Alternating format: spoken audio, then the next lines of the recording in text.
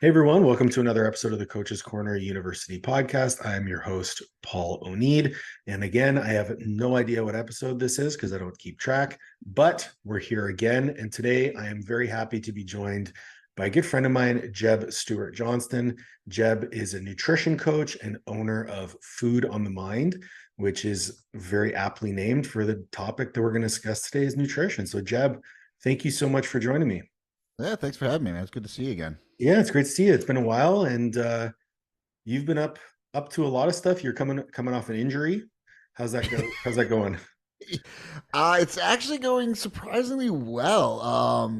Man, like because I broke my fibula, so like I've gotten a boxer's fracture before. I've never had like a real, I've had like back injuries when I was doing strongman and like like the niggling shoulder stuff and like Yeah. knees hurting, but never like a full on like okay, you can't weight bear for like well, they were like, it's going to take 7 weeks to heal. I told them in the appointment, I'm going to do it in 5, which I did. My wife was laughing. She's like, you're telling them when you're going to heal. I was like, watch.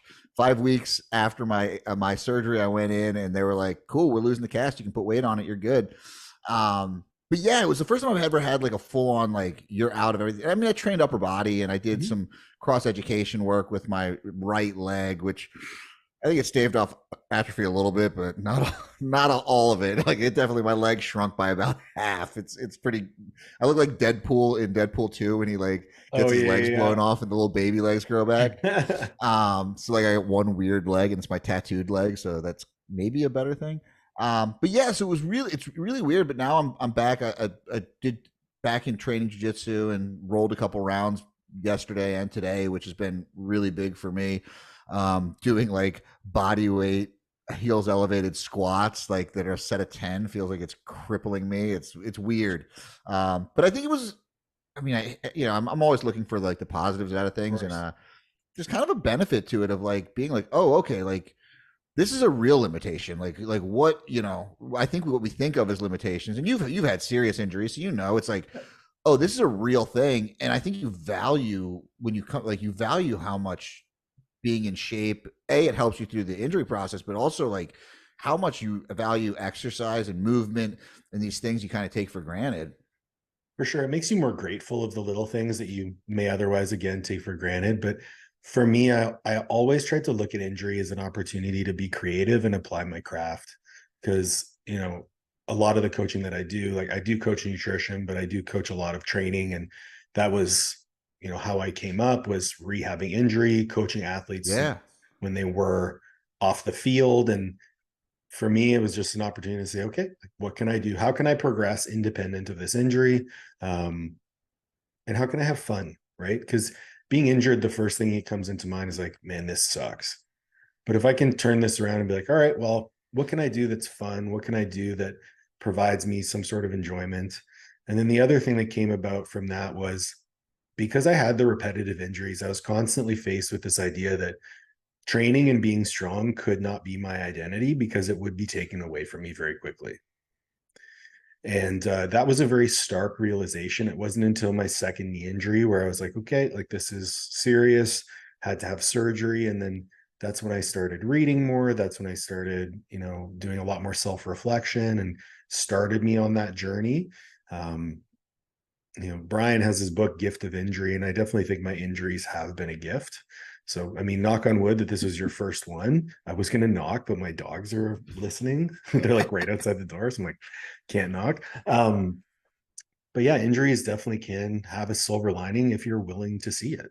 So I'm glad Yeah. that you saw that for sure. Well, it's kind of like everything, I'm one of those people who people are like, oh, you're really positive. I was like, I don't know that I'm really that positive. I'm just like I've had really shitty things happen in my life. And it's like, okay, so like, is this the worst things ever happened? No. Can I find like I've got to deal like people are like everyone's like, oh, how you seem like you're dealing with this really well, and I was like, well, I don't really have an option. Like when you Yeah, look at what's the life, it's like, alternative? yeah, it's like it's broken anyways. I'm not going to change that. Like let me deal with it, or I mean, what else? Yeah, exactly. What's the alternative? I just don't deal with it. Like I don't I understand what the just be a alternative is. prick the whole time. My wife ends up hating me. Like, Exactly.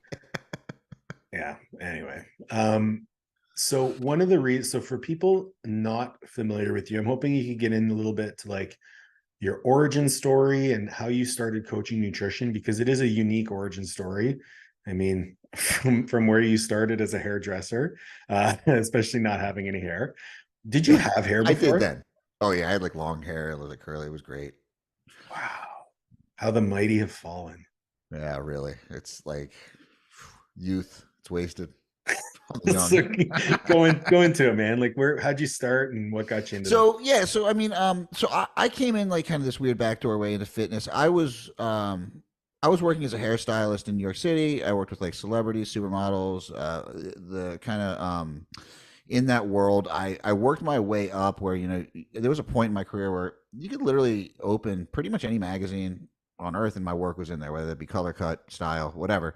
Wow. And because I worked at a place where it was just like we just had this like influx of people, and it was this really unique, weird place in Manhattan in the meatpacking district, but really high end salon. And so I got to the point where I was working Fashion Week. I was doing all these things, and the breaking point for me came. I kept achieving these goals and never felt satisfied with them because I wasn't like really passionate about hair. I mean, I got a lot of accolades pretty quickly, and I kind of sought out the best in the world at what they were doing, and like just bugged them until they took me on as like a mentee. And it's kind of my theme in life is if I want to do something, I just find the best people I can that do it, and then just harass them until they teach me how to be good at it. Pretty good And advice. yeah, I mean, it really is like that's like go to the source. Like if you want to be the best, can that person help you, or one of those people help you? And but I just never really got fulfillment from it. And I started getting into training. You know, I had battled alcohol and drugs most of my life, and I went to rehab one time and started getting into lifting. Came out now. Granted, I was in my 30s. I was about 145 pounds. Like, and I just started lifting. So I put on, you know, whatever 60-ish pounds, you know, in my 30s, which is not super easy. And you love fitness. People love to be like, look, I have shitty genetics. Here's me when I'm 16, and then here's me when I'm 22. It's like I actually say like I have really good genetics. I started lifting in my 30s and put on 60 pounds of muscle. Like Yeah, for it's like sure. everyone wants to be like, oh yeah. It's like no, it's you know, it's. I mean, I don't have like world class genetics, but they're better than average. So I actually you know credit that. But yeah, I started getting into lifting, and my training partner at the time was a guy named Sean Heisen, who was the editor at Muscle and Fitness and Men's Fitness, and our training sessions became like a master class in like just learning about the history of lifting, learning about different people, you know, like our programs. And we were like, oh, let's do a new 12-week program. And at the time, it was, you know, probably 2013 or so. And so it would be like, all right, we're going to do a program for, you know, I don't know, like Joe DeFranco will write us a program, or Smitty from Diesel Crew, or you know, Steve Pulcinella when we were doing Strongman. He wrote us Wow. this program, and it's basically just work up to a max single and everything, and, and do a back offset. Like we were That's just about beat right. to hell that whole phase. But it was cool because I got to learn. I got to meet all these really great people, and then I started just contributing little snippets for articles, and because I was in the publishing industry through hair, and so I kind of understood it. And then I started working as a fitness tech, which basically I would go on shoots for the magazine and be like the trainer and tell people like, okay, put your foot here, like make sure this looks like this, because these models who were super jacked often had no idea how to perform exercise. It was insane. Like you'd be like, they'd say, oh, I can do a front squat, and you'd be like, cool, do a front squat, and they'd have 135 pounds, and they couldn't get to parallel. So then we had to like get creative about shooting it and be like, okay, how are we gonna do this? The guy would be crippled, like he couldn't hold it, he'd be shaking, and you'd be like, this dude's so jacked and he has no idea how to do this. Like, okay. Um, and then I started training people a little bit on the side. Again, the gym I was at, I kind of like shadowed there, and then I went. There was this really great CrossFit gym called Virtuosity that was really into really heavy weightlifting gym, and really into a lot of really cool kind of gymnastics movement stuff. But then they also had a powerlifting program that was good for New York. And I was doing strongman at a strongman gym, so I had this really good rounded kind of education coming in, and yeah, so I started training people, and was out to dinner with my buddy Sean and Ben Bruno at the time, and he was like, yeah, he's like, get a certification, I'll get you a job somewhere. I never ended up taking it up on him because I am kind of I don't work well for others or really with others, so I kind of knew I was going to work for myself, Feel ya. and so I just did, and I just kind of built a book, and then ended up opening a private studio in Brooklyn. I started moving into working more on nutrition because it was a lever that I felt I could pull a little bit better. I also started to realize the more really great trainers I started meeting and interacting with that I was not actually that good of a trainer. Like there's these people that were so good, and I was like, oh my god, like I'd rather just refer clients to them. And I started really enjoying the nutrition side of things. And yeah, so I ended up going fully online. God, I don't even know, back in 2018 maybe. Okay. And and that was it. And then now I've really kind of moved away from like I still coach some athletes in nutrition, like basic nutrition, but almost my entire focus of my private practice is that of really working on people who struggle with the emotional side of food. So less about here's some macros and like more about like, okay, you've been dieting your whole life. Like maybe let's take a break from dieting and figure out what are the things that are keeping you from really achieving your goals there. So the reason I really wanted you to share that was twofold. Number one being that coming from the hairstylist industry, it's a people business. You're always talking to people, you're communicating, you're flexing that muscle. Then you get into a new industry and you completely humble yourself and ask for help and ask for guidance from those who are where you want to be. So those two elements of taking your skill set and then humbling yourself and learning a new one, that to me screams of somebody who is trying to pursue mastery. When people, I often come across coaches that will establish themselves in a niche and then never come out of that niche, or establish themselves with a philosophy and never look towards other frames of reference or other thought processes that challenge their philosophy for fear of losing credibility or fear of you know facing their inadequacy perhaps. And I think within your journey there's literally the opposite of that, which I love. Yeah, I always think to myself, if I look back on what I was doing a couple years ago or 3 years ago and don't cringe at it, then I'm probably not growing in the right way. For sure, for sure. I do that often because I save all of my clients training, and I have a lot of clients who have been training or doing their nutrition for years on end, and I'll look back and I'll be like, whew, well, they got better, so I must have done something right. Yeah, But well, that's just it, right? Like you were doing something right, and it's not that there's a wrong way. There's an outcome. It's just like you look back and you're like, oh, I said this, and like I'm glad it went this way because it really could have gone the other way. Like I know what I meant, but I hadn't really fully formed that thought, or I hadn't thought through in the downsides, or I just hadn't experienced the downside, so I didn't recognize that they were there. But to your point, I think like so much of mastery is being like, can I look at at what I'm doing and find the faults in it in order to make it better? right, and also like within that, never forgetting your strengths and always Yeah. remembering to leverage those, because your strength, and we'll get into the reason why I think that's so important, is your ability to communicate. And if someone was to follow you online and look at your content, very well spoken, very thought out, and in keeping with your goal of working with people who have emotional issues with eating, communication is your number one asset, Mhm. right? Because words are what shape our reality, and a lot of people forget that. They do not place enough importance on the words that come out of their mouth hole and how those words are interpreted by the person to whom they're communicating, the two-way street of communication. And when you're dealing with someone who has a ton of emotional baggage associated with something that you're trying to, let's say, improve upon, maybe some words that you might consider to be innocuous could be incredibly triggering for them. And so if you don't have a tremendous awareness over that, it's really, really challenging to make any meaningful progress. So I'm wondering if you could dive in a little bit to like when you say emotional problems with eating or emotional issues with eating, what are some things that how would you describe that? Well, to me, it really just comes down to when people are going to use food as a coping mechanism to deal with physical or emotional pain, right? And Okay. so there's there we see it manifest in things like binge eating, or just I refer to it just as emotional eating because sometimes it's binge like behaviors. It might not often be a true binge eating disorder. It could just be like episodes where they're overeating, they're finding comfort in food. They don't really understand why they're eating when they're not hungry. They don't maybe even understand their own hunger signaling at that point.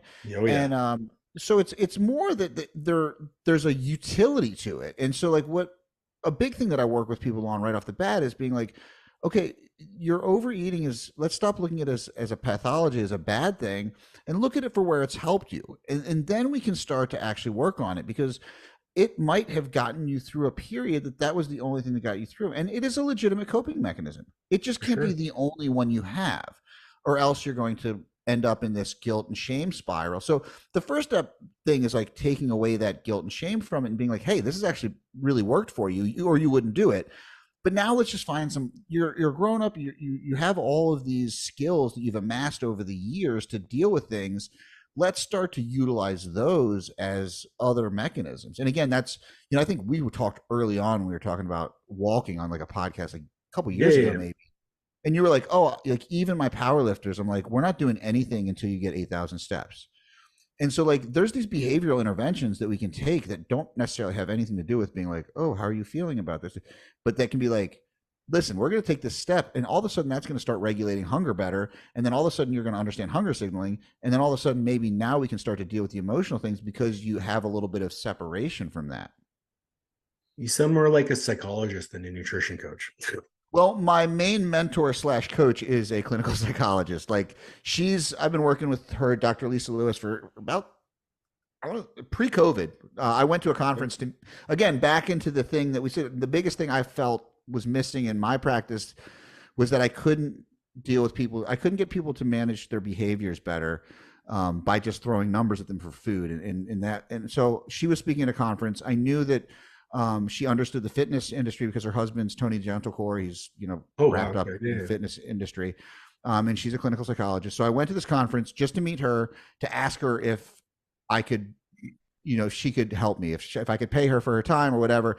And that's turned into a, biweekly meeting for the past, whatever, 4 years. And it's taught me kind of where my scope is, how I can extend my reach, how I can do things in the right way, how I can provide these behavioral interventions in a way that's not therapy, but rather skills based. And that's been really important in my growth, and helped me to form my model and helped me to change things. So all of my discussion, my thought process, I think of myself as the part of the reason I like to think of myself as a health professional. I went and got my health and wellness board certification because of that. But just because if I think of myself as a health professional, I will hold myself to a higher standard than if I just think of myself as like a coach, like a regular coach. And if I can hold myself to a higher ethical standard, I think it helps me to delineate where and when I'm helping people, and not just to be like, okay, I just need to earn a couple more dollars, so I'm going to do this ad that like tells people they're going to lose like 10 pounds in 30 days or whatever it is that might be, an easy sell, but would not match my values. So there's a lot of ways that I could actually go down there. Like the one that jumped out at the end was, he mentioned, the way you go about things needs to match your values, and that to me is something that I speak about a lot. I actually gave my talk at Swiss last year, was about creating impact within your practice, and it all stemmed upon adding value to the lives of others. And that's the number one like lighthouse of my business is, can I add value to others? Because I truly believe that, you mentioned, I'm not just going to do something to make money if it doesn't align with my values. But if you do something that aligns with your values, and your values stem from helping others, money will come. We don't have to worry Yeah. like that. It's a secondary thing. Like it's secondary to our business model, which I love. And then the next part is like everything that you're talking about with regards to the psychology around food and as a coping mechanism really speaks to me, because I've had my own issues with food in the past. I think everyone has. And I joke that if you ever want to dive deep into someone's psychology, just take away their food, make them hungry. And that's essentially what we're doing. So if you don't have a firm grasp of psychological concepts, it's really challenging to make impact as a nutrition coach. And I wanted to maybe dive into, if you're comfortable, like some concepts of CBT, or cognitive behavioral therapy, because I actually did a lecture on this for Coach's Corner a while back. I put a snippet on Instagram, and I actually got a lot of flack about it because people were like, "Oh, you're not a therapist. You shouldn't be using CBT." And I was like, "I'm not using CBT.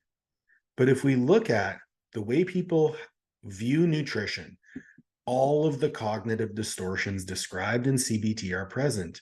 All or nothing thinking, catastrophizing, like they're all there.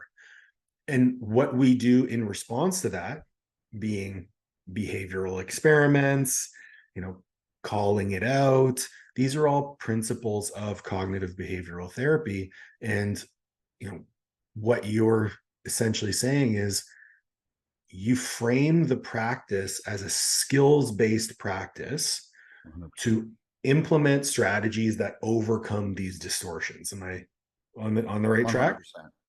And that's how I stay in scope, right? That for me, that's how. So the branch of CBT that I really dedicate most of my time to is called dialectical behavior therapy. Okay, yeah. It was originally developed by Marshall Linehan to deal with young women who have borderline personality disorder. Now, the reason we came about kind of diving more into this skill set, this branch, was because of the symptomology of borderline personality disorder. Now, it looks very similar to that symptomology that I look with in my clients. Obviously, I'm not diagnosing them. Obviously, it doesn't really matter to me because if I, it's like, if it looks like a duck, quacks like a duck, I don't really care if it's a duck, because if I can utilize the same principles that can attack one thing, can I use those same principles for something else? Sure. So when we look at borderline personality disorder, we know that it kind of peaks with young women, and young men can have it as well, but it's mostly young women. And it really kind of peaks in late teen, early 20s. And then the symptoms just kind of fade, but there's always this underlying piece there. Eating disorders and disordered eating are obviously a big part of borderline personality disorder. And so whether someone has it or not, if they're exhibiting things that look similar, DBT is a really great way to do it. And it's been adapted to use for disordered eating. It's been adapted to use for substance abuse because it is a set of skills.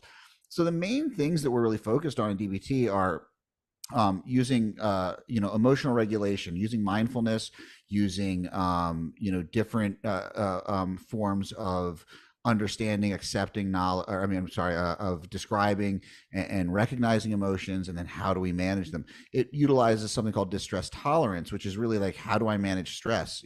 Starting with acceptance all the way to using these like little things like putting your face in a bowl of cold ice water, right? Like that can be a distress tolerance. Going for a run, exercise. Everyone wants to say like exercise isn't therapy. It's like, well, that's funny because every therapeutic model uses exercise as a form of therapy. Like it's the most acute and fastest way to find a result. Like Freudian, not that anyone actually does Freudian talk psychology anymore, but if someone did, like he recommended 5 sessions per week, and in about 5 years, you could really expect a change.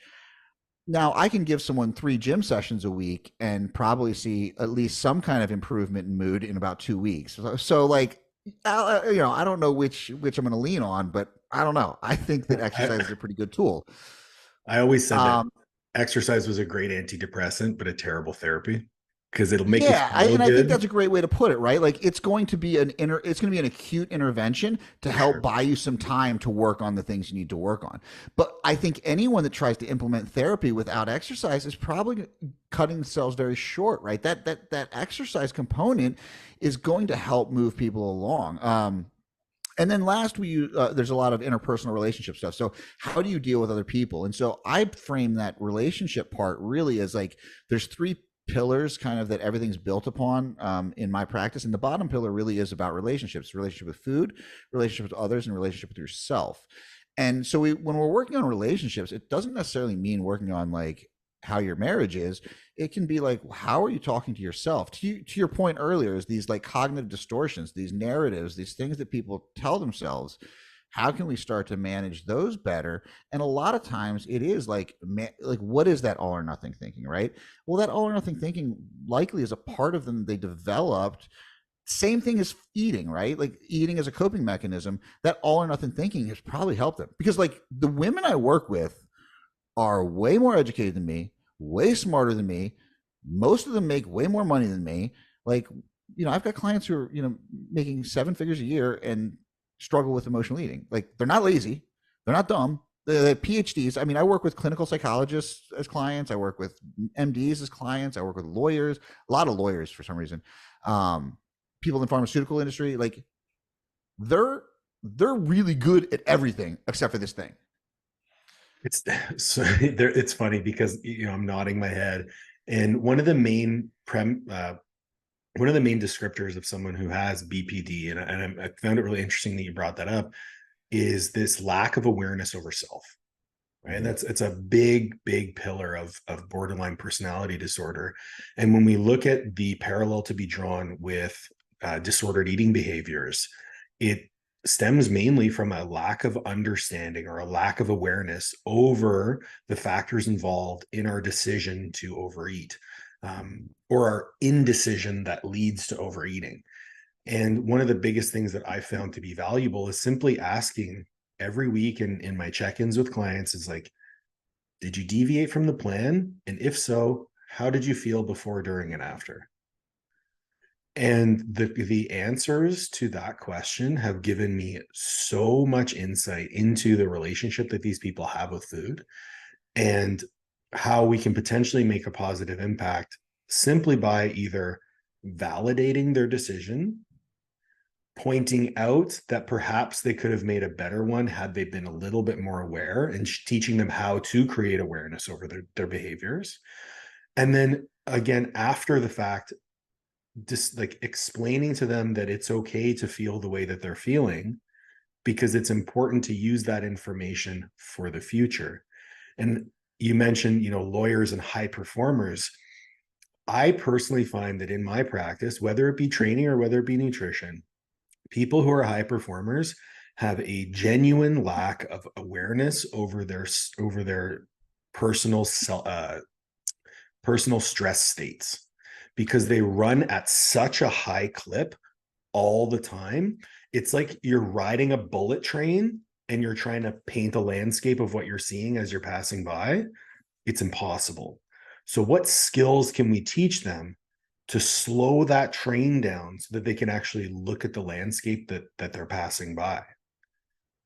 Right? Yeah. I mean, like, just from personal experience, and I'm sure that you're speaking a little bit from personal experience as well. Yeah. Like, when I moved from New York down here to South Carolina, I remember talking to other people that left New York, and I was like, did you like just realize that you were fucking like just insane? And they're like, oh yeah, like I thought my normal state was a normal state until I left. And then I was like, I was running at such a high, like, base level of stress that I thought was normal. And I came down here and it's like I have a yard and I've got the beach, and I was worried it was going to remove my edge, and I was like, I'm going to fall. But amazingly, when you give someone space to actually work on the things that they're passionate about, they become way more focused and way better at those things. I think, and we've had, we were talking about this maybe a year ago when we talked last, really kind of dug into a lot of the stuff you were doing with your business mentorship of like, to your point, these people run at such a high level. It's like one of the first things we do is like start stripping the fluff away. Like, where are your priorities? What are the things that are actually important? Can we get, it's a lot of times it's not about adding things for these people. It's like, what can we take away? 100%. Because they're jammed. And it's like, if I add stuff to their plate, like, I'm just going to put them in a worse state. To your point, it's like, I need to remove some of that stress. And I think in terms of like, what kind of skills can we work on? Well, the first thing is that kind of, what can I eliminate from my day that is not making my day better? I love, and it's so funny because this is a practice in DBT that my parent, like everyone's parents probably have to do. It's like the pros and cons list. It's so Yes. dumb, but it's like, it's so dumb. But then you put it down and you're like, that tells you a lot. It tells you a whole lot. The hardest part about a pros and cons list is no matter what, you always have an emotional attachment to either. And that's like, it comes up so much because I have developed a very high level of self-awareness. So in all of my interactions, I kind of, and this is through a ton of therapy, of course, I've developed this ability to kind of look at my life from this like top level and like observe myself in situations. And there are so many situations that I look at and I'm like, yeah, I just need to slow down a little bit. I need to figure out what's really going on, why I'm making these decisions, because in a lot of times the cons will outweigh the pros, and I'll still make that decision towards the pros. And we do it all the time. Or I see it personally in my clients and in myself. It comes to attachment, Oh yeah. right? And an attachment to food, or an attachment to a person, or an attachment to a toxic job, right? Because a lot of our identity may be attached to that as well, right? It's a very layered discussion, but you can't get down to those layers without teaching the ability to observe, right? Yeah, and I like that you said, because I do the same thing. I do that same hand movement even when I'm talking about it. I'm like, you gotta kind of, because you almost need to, like, for a moment, dissociate, and that's what coaching really is, though, right? Is that Yes. it gives someone the opportunity. Someone else is looking down from that 50-foot view and says the thing, and like, that's the best. I'm talking to clients and I'm like, so, how can we kind of manage this relationship or whatever? And they're like sitting here going, well, when I talk to my team, and it's like they basically run through everything I'm about to run through, and I'm like, yeah, you know this stuff. And they're like, yeah, I know it. Like, it's just I don't see it myself. It's like, of course. So that's what I joke when I'm working with psychologists, is like, I'm about to throw this DBT at this person who knows way more about human beings. These are people who are actual experts. They have PhDs in this stuff. And I'm like, but I'll go for it, right? And they appreciate it because they're like, hey, these are just skills. Like, you know, and to the point of, like, the people were kind of like coming at you like, oh, you're not a therapist. Yeah, but like, either as a rabbi or a priest or Well just a played. mentor, like, we don't have to help someone through problems. We don't necessarily, if someone has a deep psychological, like, Oh issue, yes, I like, will there refer out. absolutely is things that need to be moved out to the proper channels. 100%. But like, if your friend comes to you and asks for advice on a relationship, like, being informed about behavior stuff. I mean, that's the other thing, is like, I listen to a lot of talks and podcasts from psychologists. Like, one of my favorites is like listening to Paul Bloom, who's a developmental psychologist, and Mhm. someone asked him about how that's aided in raising his children. He's like, not at all. He's like, it doesn't matter. He's like, one of the other things you learn about developmental psychology is like, I know all this stuff, and we know how, like, somewhat how people's behavior operates, but at the end of the day, none of it actually matters in, like, dealing, like, as long as you don't screw your kid up or, like, really, like, abuse them, like, for the most part they're going to kind of form, and you have way less input into it than you really think you do as a parent. Like, every parent thinks, like, oh, I'm going to, it's like, there's not that much according to developmental psychology. So, like, to hear someone who's an expert, like, expert of all experts, talking about something and being like, yeah, but it doesn't really help, it's more an observation, it helps me to understand what my goal is. It's really to observe. And to your point, if I can get that person, there's a model called internal family systems, Mhm. and what their website was called selfleadership.com. I think they changed it, but that one stuck with me because I love that. It's like, my goal for clients is I want to teach them to be the CEO of them, right? Like, right Yes. now there's this board of directors, and if I can teach them to manage their own company the way they manage their business interests, like, that's the goal. That's the goal, is get them to be their own leader.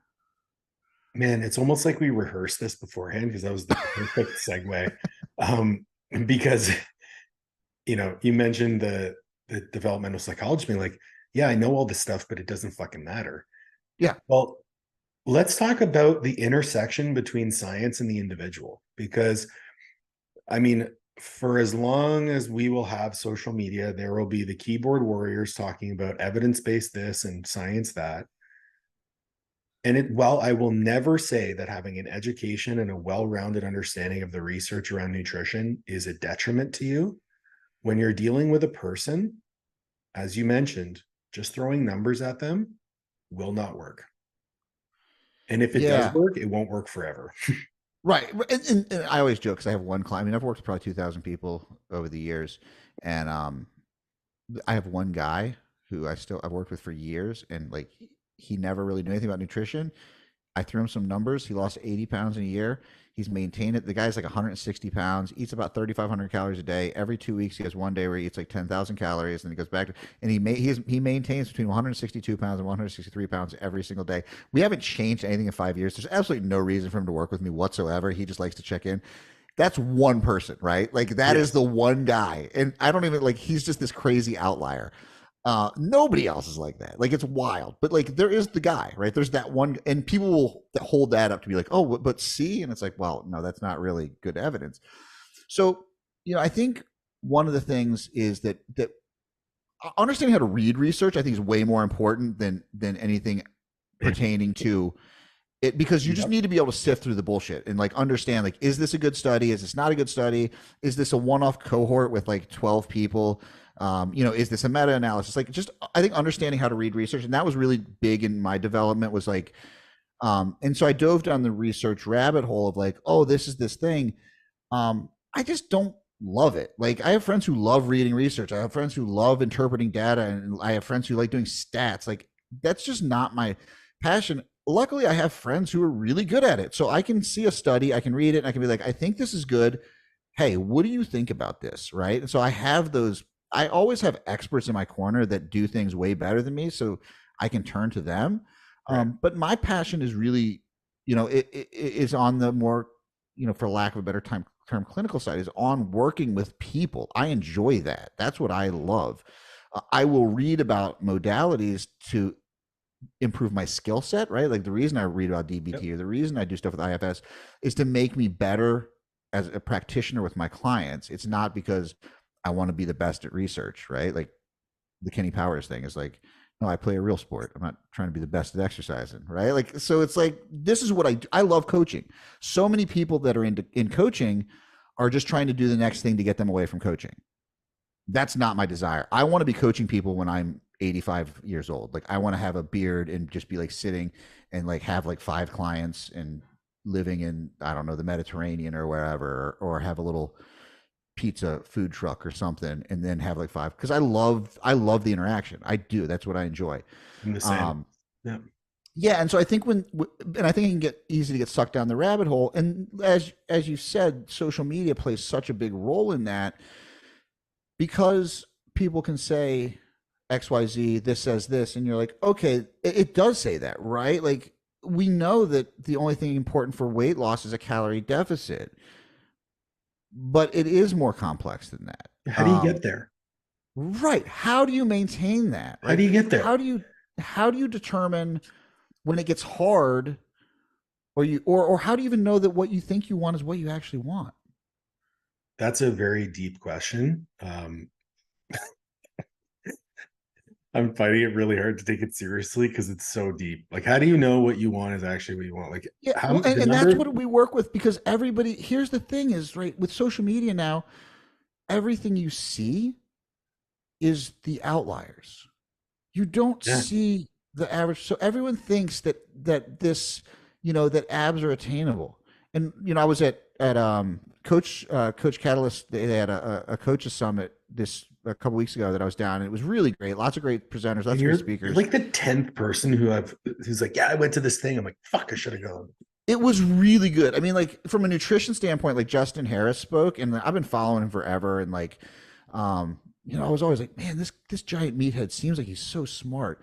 Well, the cool thing was he talked and he said like, oh yeah, I've got a master's degree in physics. And I was like, oh, so you really are just smarter than everyone. Okay, that makes me feel way better, actually. This is a guy who coaches the best bodybuilders, in the world on their nutrition. And he's up here talking about like weighing yourself. He's like, I don't know, it's just kind of a stupid metric. And he goes into like the science of the cell. And like, then he'll go in and use all that knowledge to explain why weight as your only measurement is really not, it's so variable. It just doesn't make sense.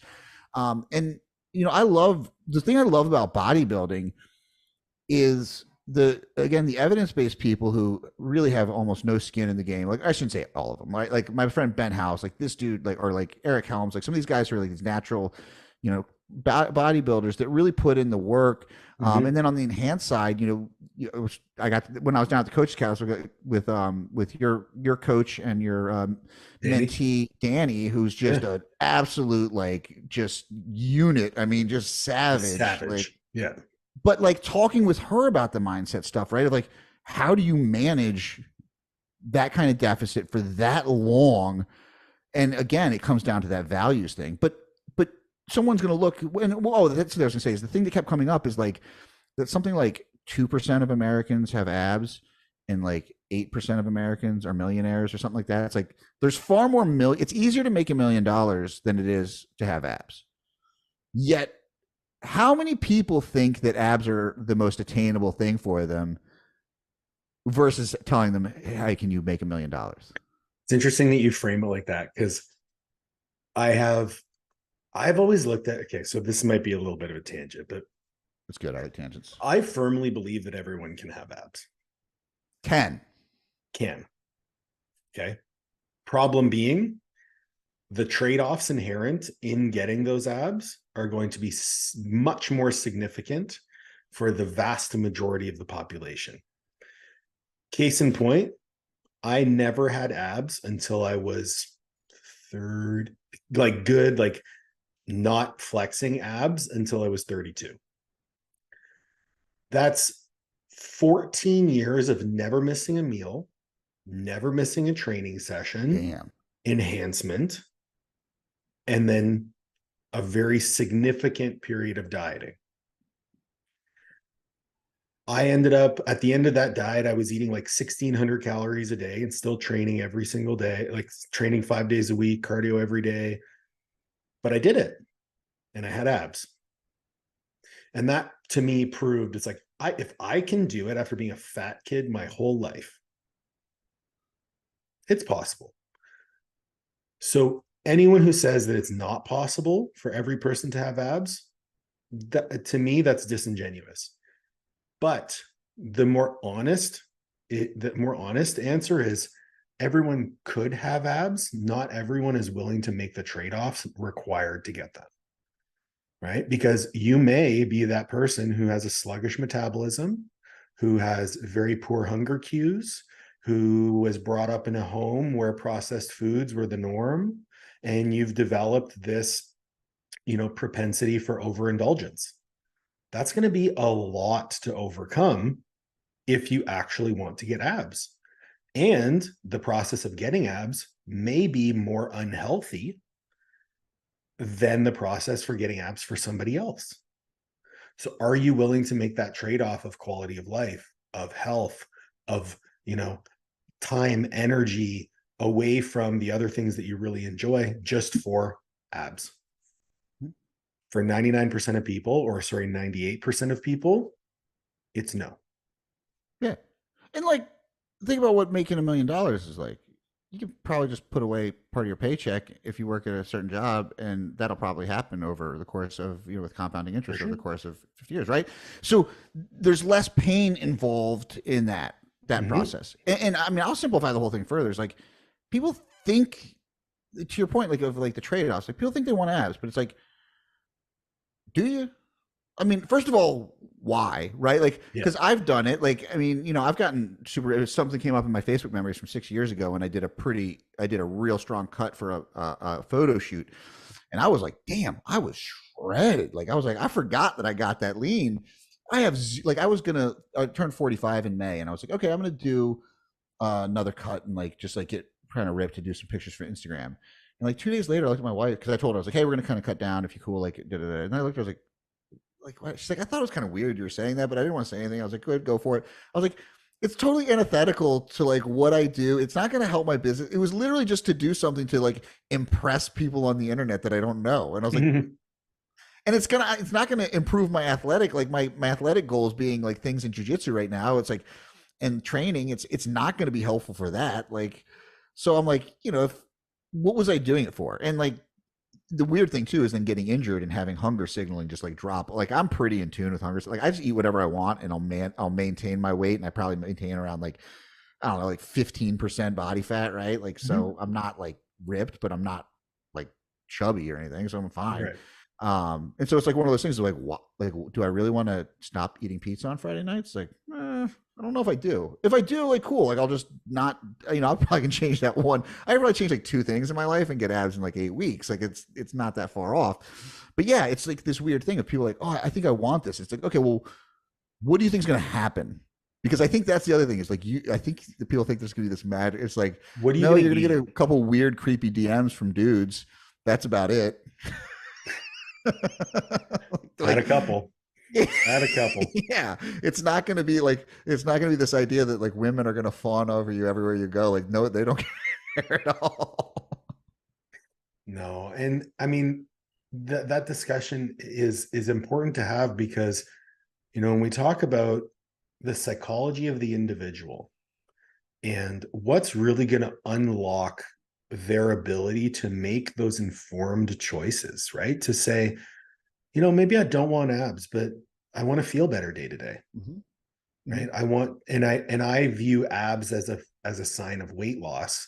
So I'm attaching the visible abs to this idea that I'm going to feel better, move better, have better self-esteem. Maybe, but I bet the process of actually successfully executing on a diet and adhering to some sort of framework will improve your self-efficacy, which will then improve your self-worth, which will then improve your feelings of competence in your day-to-day. The weight loss itself will have you moving better, feeling better, sleeping better, fucking better. Like everything will improve. So is it the abs or is it really just the process towards which you believe that you'll achieve them? Who knows? What if you don't get there? I went through this exact conversation with a client about a month ago. He signed on with me a year ago. He's like, I want to be 200 pounds by my birthday. Started at 285 pounds. So he wanted to lose 85 pounds. We got him down to 201.7 on his birthday. And I said, are you happy? And he's like, well, I still look fat. And I'm like, why do you think that is? He's like, well, I need more muscle. It's like, yeah, because you're 6'1" and 200 pounds. And he's like, I really think this is a long-term thing, isn't it? And I said, Dan, you just lost 84 pounds in a year. Do you have any idea how crazy that is? And he goes, oh yeah, I guess it is. I'm like, what the fuck? And he's that one guy. I just gave him numbers. He did the numbers and I just changed the numbers gradually over time. And, I look at a situation like that. It's like, I kind of rolled with it because I knew his personality. I'd worked with him once before. But if that was anyone else and they came to me and said, hey, I want to lose 85 pounds in a year, that would have been a really deep conversation to have with that client. Because there's a lot of trade-offs inherent in losing 85 pounds in 52 weeks. Yeah. So, and the thing is, though, is when you work with those people, it's like, it's fascinating to see them and then to see them almost minimize what they're doing. Like they can't wrap their head around how significant and how rare it is. I mean, it's, I've got a client. She's like, she lives. We work really on a lot of this emotional stuff, and she's a master's power lifter, and so she's got, she wants to be in a weight class, and it's great. So we can kind of it kind of. But she's like, I just don't trust myself that I'm going to gain weight because I used to be. She had lost 100 pounds, and I said, you actually are really good at maintaining your weight. She's like, no, I'm not. She's like, I used to be like. I was like, you've maintained a 100-pound weight loss for 3 years. That's amazing. Like that's better than 95% all the averages. Like you've beaten everything.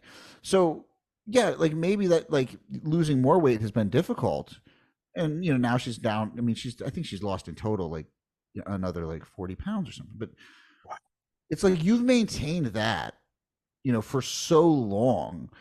You're actually really good at it. And like even before that, like how long did you weigh whatever when you were heaviest? She's like, oh, for like 10 years. Like, but you never got heavier, Like, yes, you made. And a lot of it is, again, it's like taking the same thing and looking at it from a different angle. And I was like, look at how well you maintain. Even when you were overweight, you didn't gain weight, right? You stayed that weight for 10 years. And then when you decided to lose it, you lost that weight. And then you maintained that for another 3. And then like, these are the victories. But we really tend to downplay as humans. We tend to downplay a lot of those things and upplay the negative. Like, oh, but I still have, and that's why when I talk about acceptance, people poo poo acceptance. Like, oh, accept, like, no, acceptance is way harder than denial because you have to accept where you are, even if it's not where you want to be. And that's the starting point. I'm living it, man. All I want to do is fucking squat over 800 pounds again. Not gonna happen. Not gonna happen. And it's like, okay, what are you gonna do? I'm gonna make my training fun again. I'm gonna have some fun. I'm gonna change my goals. Because again, like, I've changed my identity. My identity is no longer Paul Oneid, the powerlifter. And it kind of, I joke that that transition from Paul Oneid, the powerlifter, to Paul Oneid, the coach, kind of happened without my permission. But here I am, and we can kind of live our life and pass on these lessons to other people. And when we're going through it ourselves, or we have clients that are going through it and we can pass on that information, we glanced over the science bit because honest to God, and this is going to sound like a complete mock to my business model for Coach's Corner University, but you need a really rudimentary knowledge of nutrition to actually help people with nutrition. It's very true. Right? You still want to have more, right? You always want to have a larger depth of knowledge than you need, but you probably don't need a whole lot. And to be honest, I work with a population who's been dieting since they're 13 or 14 years old. They know everything, and they probably carry a lot of BS around. They created a lot of food rules in that process, and a lot of it is dispelling some of those. But they know, like again, and macros are such an easy thing to give out. Like, and there's plenty of apps that can do that just fine, right? Like, as a coach, that's not a skill set really, and it's actually kind of a higher level skill for it's weird because in nutrition, again, I always come back to bodybuilding coaches because I'm fascinated. I'm not a bodybuilder. I'll never compete. I don't ever have a desire to, but it's one of my favorite pursuits to pay attention to because like people were like, oh, I need all these tools in order to lose weight. I'm like, okay, I want you to go watch Pumping Iron. And I want you to tell me how many times someone pulls out MyFitnessPal in that movie, right? Like what they did is they ate the same thing every single day over and over again. And then, hey, I got to lose weight. I'm going to take something out. And so I've almost come around to this point of maybe not a meal plan, but most people we work on, we create a meal template. We create repeatability. We create consistency. If nutrition, if weight loss is a goal, rather than saying you can have whatever you want as long as you hit these numbers, it's like, all right, so maybe thermic effective food isn't a huge thing, but if you're going to tell me that tonight I had 400 calories from Twinkies, and then the other night I had 400 calories from chicken breast and broccoli, and that's the same thing, you're gonna lose me. Yeah, like it's just like, and I don't want to go down a calorie is not a calorie because yes, a calorie is a calorie. It's a thermic measure of food. That's all it is. But there is a difference and if someone's always eating different stuff, like there's just so many variables. Like let's if you are evidence based, if you really are, you're trying after the scientific method, right? We want to create a model that is devoid of variables if at all possible. So anything that changes throws off our calculations. So if I can have someone's going to be like, I'm going to eat the same breakfast and lunch every day, and then my dinner is going to kind of fit within this 600 calorie or 500 to 800 calorie range, and it's going to be composed of one of these 2 or 3 protein sources, one of these vegetables or carbs or whatever it is, a piece of fruit, and then we can just modify that. That to me is probably going to be more beneficial. And again, be super sustainable. It's still evidence. Yeah. Oh, for sure. So we're coming up on an hour, and I do want to be mindful of your time because I did have a lot more I wanted to talk about, but I thought we just kind of went off on that and I loved it. Maybe we'll finish on I have here written down common diet fads, social media, and their effect on the landscape of nutrition coaching. And the reason I wrote that and is I'm finding that clients are coming to us with these very firmly held beliefs of what healthy nutrition truly is. And combining that with now this pharmaceutical industry that's dove into weight loss with Ozempic and Wegovy, I mean, all the misconceptions around those drugs in and of themselves.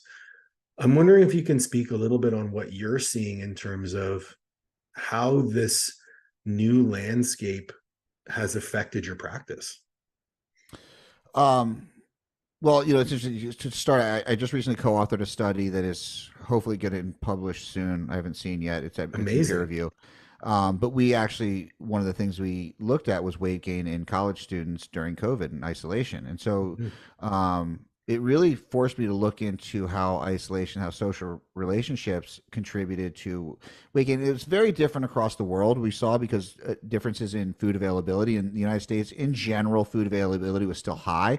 Mhm. And we saw a lot of the negative emotions that came with social isolation actually came with a lot of weight gain, which is not to be surprised, right? Like negative emotion and weight gain is often coexist.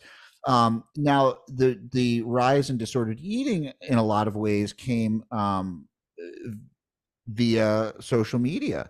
And to your point, the fads, right? Like whether that be strange dietary choices in terms of just calorie restriction. Now, I've been around for a while, so I remember the HCG diet, which was really Yeah. just using HCG and 500 calories to make you lose weight. Mhm. Um, and so now, you brought up the Ozempic and the Wegovy. Now, one of the things that I see, this is a very nuanced topic, and of course, nothing online We gets could probably do a discussed full with podcast on nuance. those two drugs. So Yeah.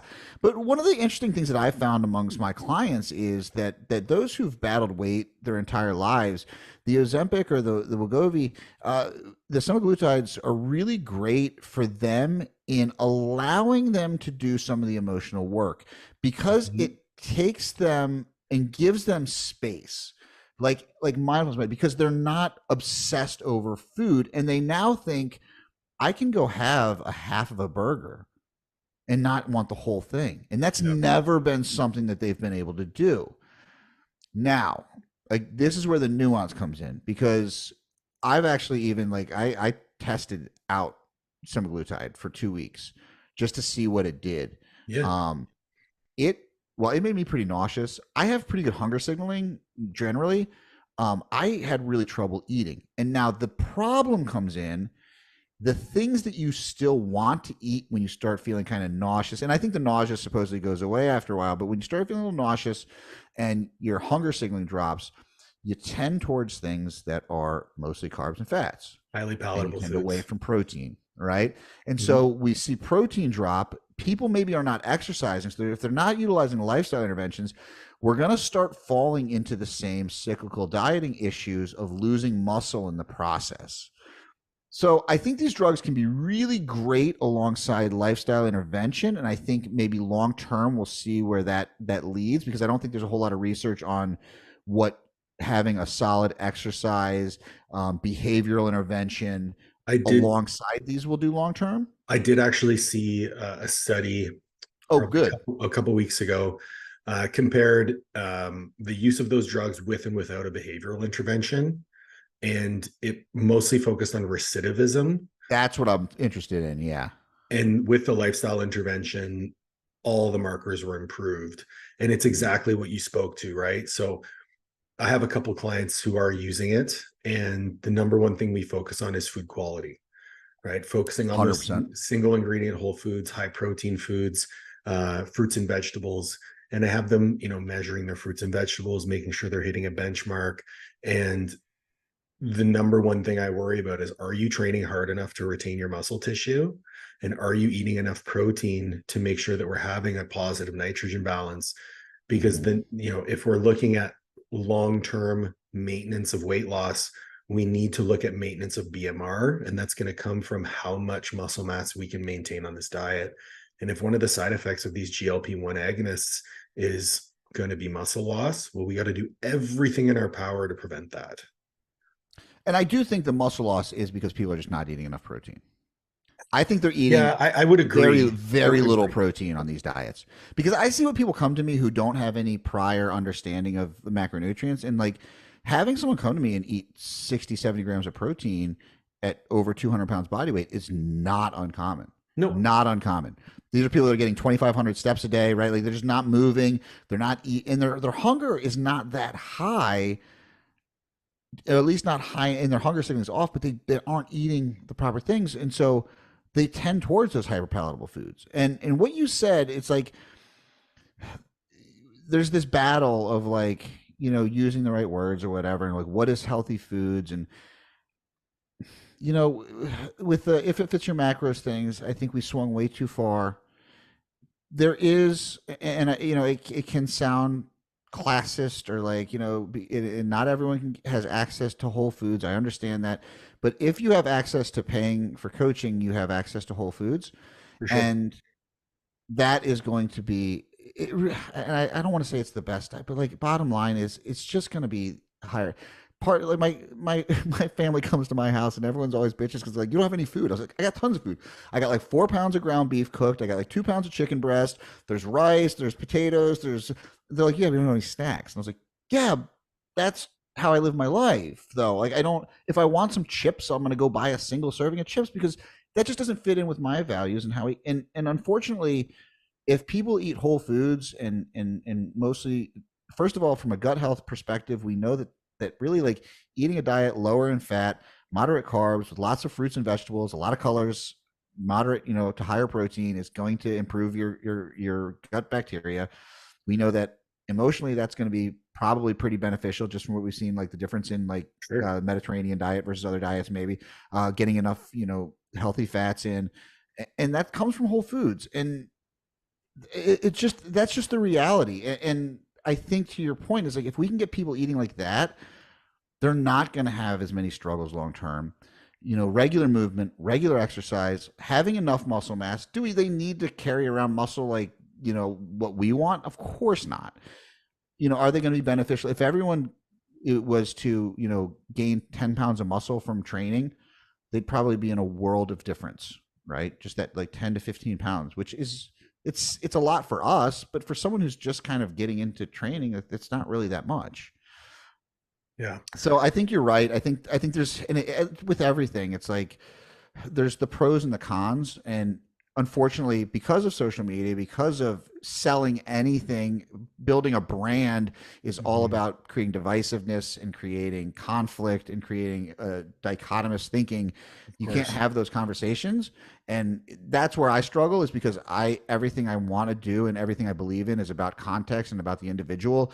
On a societal level, do I think these things can help? Yes, but we still need to look at what are the drawbacks, and let's be honest about those, not shy away from them because we're worried it's going to, upset the tribe. It's like, no, these things can be beneficial and harmful at the same time, depending on the person it's for and how they apply it. Yeah. Context is everything. And I love the way, you mentioned that. And I think our value as nutrition coaches is we can tease out the context for people who might otherwise be blind to it or unaware, and, lead them in a direction and provide them a little bit more freedom around their choices.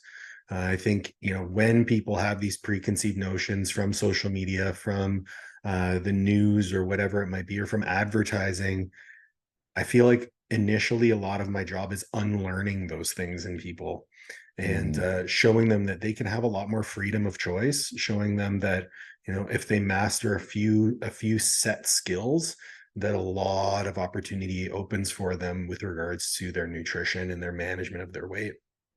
Well, and I think, and to come back and kind of throw you a bone, is when we talked about, last year, was you talk so much about this time management piece. It's always something I've worked with, but like I've seen clients who, you talk about some simple skills that we can just help them to master a little bit of time management, whether it be through time blocking or setting up a schedule. Like that becomes a keystone habit that flows into so much else. And I think that that's so often underlooked and undervalued, but something like that can have this exponential change on someone. To your point of like, just like 3 skills maybe can have such a huge impact.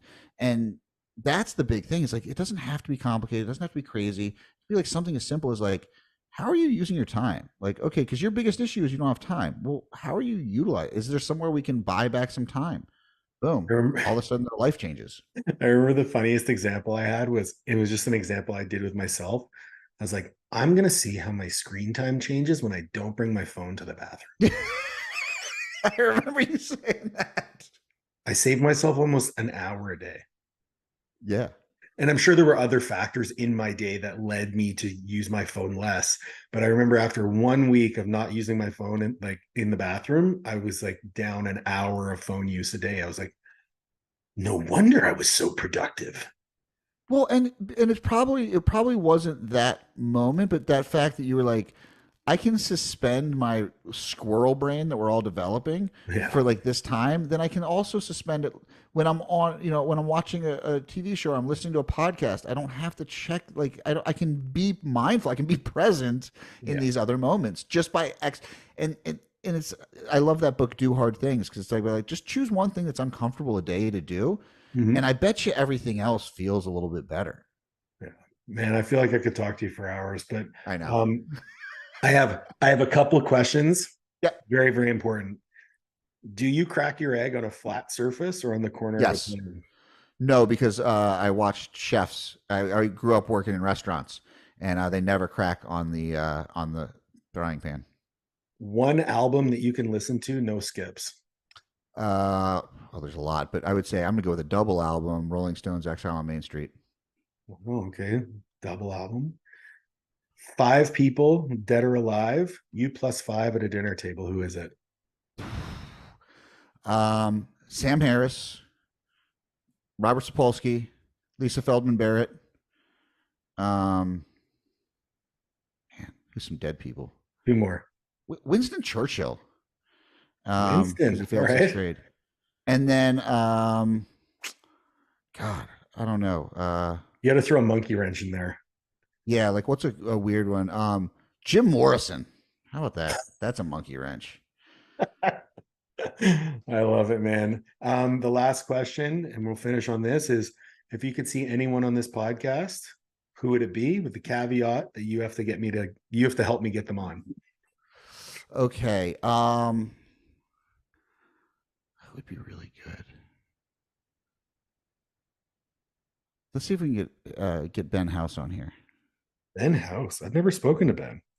Yeah, I think you guys would get along. I mean, he's actually, I don't he's left the internet because now he's the nutrition coach for the Memphis Grizzlies. Oh, Um, cool. yeah, but he's covered.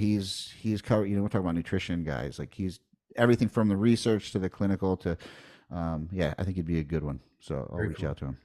Dude, thank you so much for your time today. I really appreciate it. We went a little bit over. I think this is my longest podcast, but I mean, like I said, I feel like I I talked to you talk a for lot. hours. Yeah. All right, everyone, like, share, subscribe, and ring the bell.